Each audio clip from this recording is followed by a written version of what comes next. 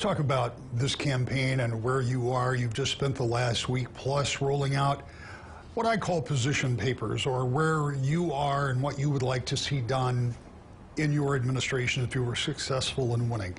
Tell me about what some of those issues are that you've been highlighting, starting with Grand Rapids, where you talked about putting $1 billion more into law enforcement and really said that you felt like the current administration had not made law enforcement a top priority. Tell me about your decision on that.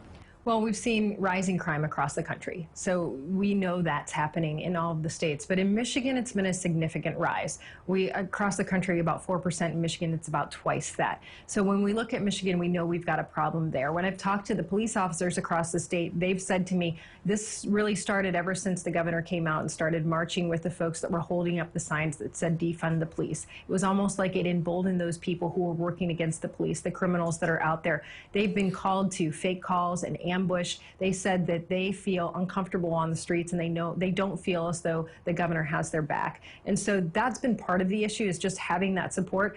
But because of that, we've created this system where police are leaving the state, and we have open positions in departments across the state. So how do we go to those departments, and how do we recruit people to become a part of that department? So we talked to a lot of law enforcement officers to come together to help us put this plan together of recruitment and retainment, but also technology that they need, equipment that they need, and mental health help that they need.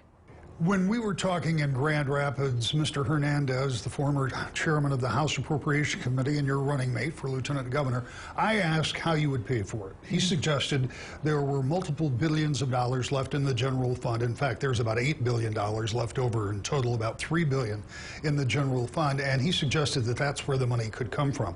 That would be a one-time expenditure. So if you wanted to replicate that beyond 4 years, you'd have to find money somewhere else. Is it your thought that within those 4 years, with $700 million of that for retention and attraction, that would be enough to kind of jumpstart the public safety departments in the state? Yes, and we would be bringing the police officers and corrections officers and the EMS folks as well. We'd be bringing them in, building up those departments, making sure that they have the training that they need. We'd have to look forward and say, is this training program working? Do we have to extend this in some way? Obviously, that's a much smaller portion of the budget, and mental health is critical. So we want to make sure that we have that ongoing. But for the 4 years, it would really be about building up our police departments.